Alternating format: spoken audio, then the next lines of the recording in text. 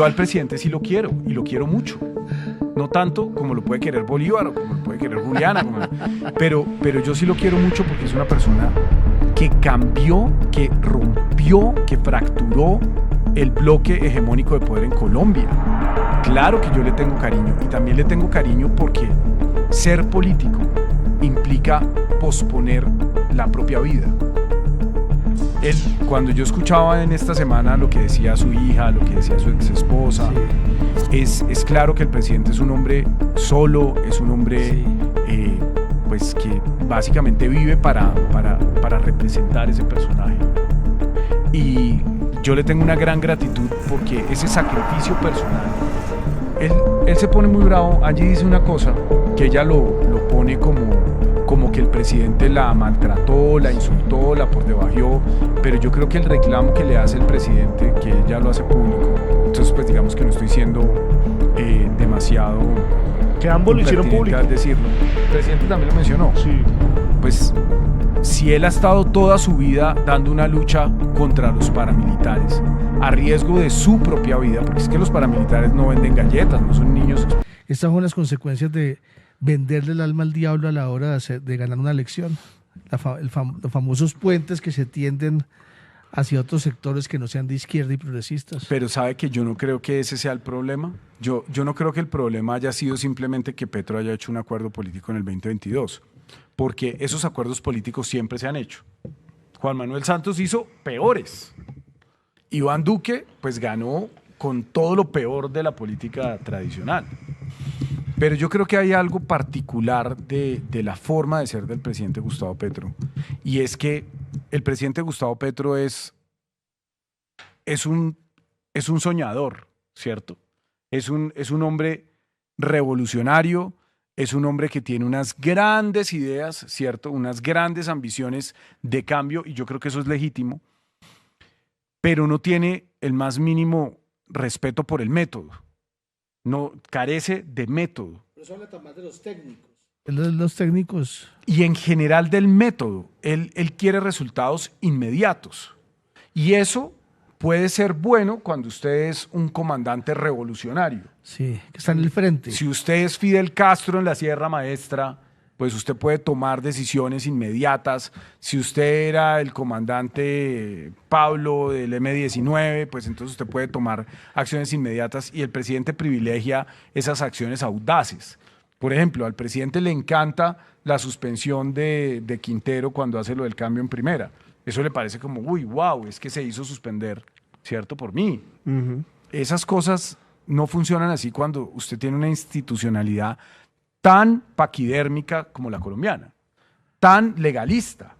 Entonces él puede pedirle a un ministro que haga lo que sea, ese ministro sale, y cuando habla con los abogados y los abogados le dicen, ministro, usted se va a ir a la cárcel, pues el ministro simplemente no lo hace. Y después, a los 6 meses, el presidente se acuerda, lo vuelve a regañar al público y lo echa. Porque además los ministros, que debo decirlo, en muchos casos son muy obsecuentes, no son capaces de decirle que no. Vea lo que pasó, es que lo que acaba de pasar, que dice que sí.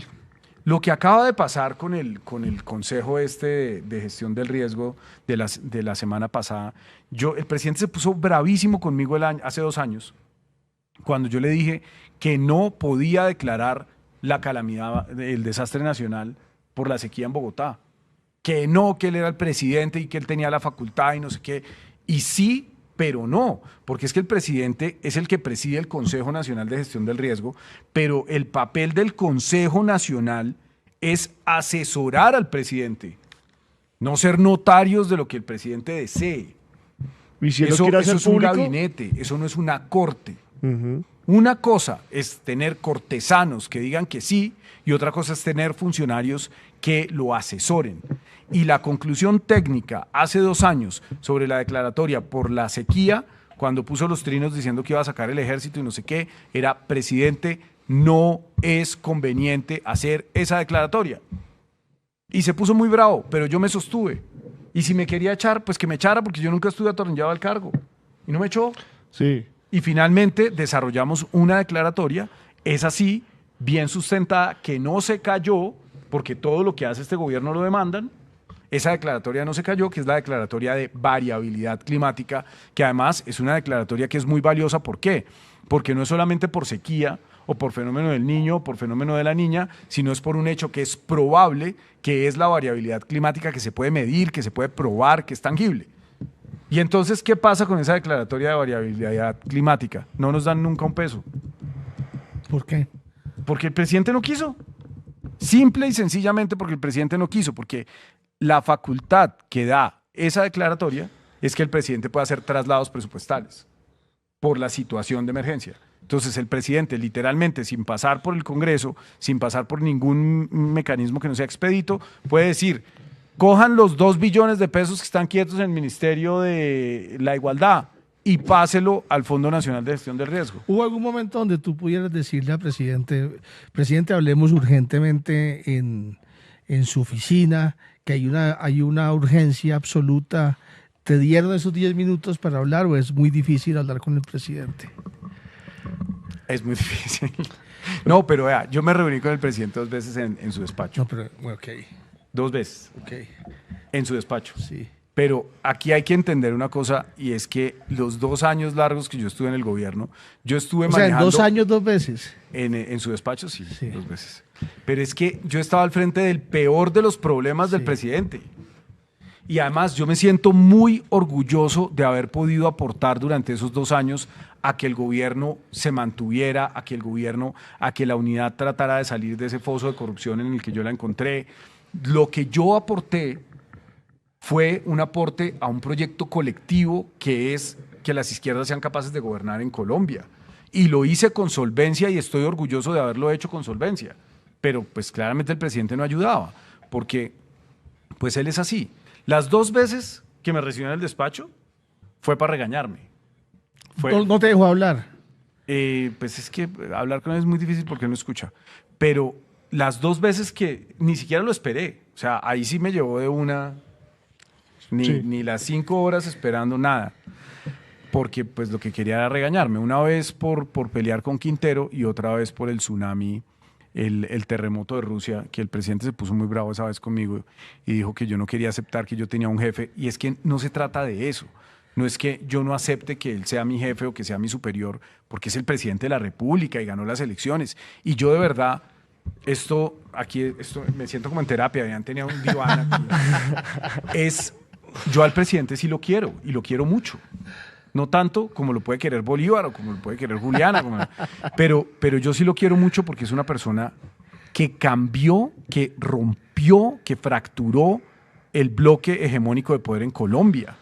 Claro que yo le tengo cariño y también le tengo cariño porque ser político implica posponer la propia vida. Cuando yo escuchaba en esta semana lo que decía su hija, lo que decía su exesposa, sí. Es claro que el presidente es un hombre solo, es un hombre pues que básicamente vive para representar ese personaje. Y yo le tengo una gran gratitud porque ese sacrificio personal, él se pone muy bravo. Angie dice una cosa que ella lo pone como que el presidente la maltrató, la insultó, la pordebajeó, pero yo creo que el reclamo que le hace el presidente, que ella lo hace público, entonces pues digamos que no estoy siendo demasiado que ambos lo hicieron público al decirlo. El presidente también lo mencionó. Sí. Pues si él ha estado toda su vida dando una lucha contra los paramilitares, a riesgo de su propia vida, porque es que los paramilitares no venden galletas, no son niños exploradores. Ayúdanos a seguir con nuestra labor periodística a través de nuestro NECI 310-779-3518. Lo hiciste artísticamente y lo hiciste con las víctimas, que eso es un mensaje a dar. Caminamos juntos, todos con el progresismo por las calles defendiendo el plebiscito por el sí. ¿Cuál es la capacidad de generación de vivienda? ¿Los subsidios para quién son? Diciendo que le vamos a quitar los privilegios a los políticos. La política no descansó este fin de semana con estos personajes señalados por corrupción. Sí, señora, sí, señores. Llega la central. Este espacio semanal que hemos concebido para reflexionar sobre asuntos coyunturales. Allí vivía la familia de Pablo Escobar Gaviria.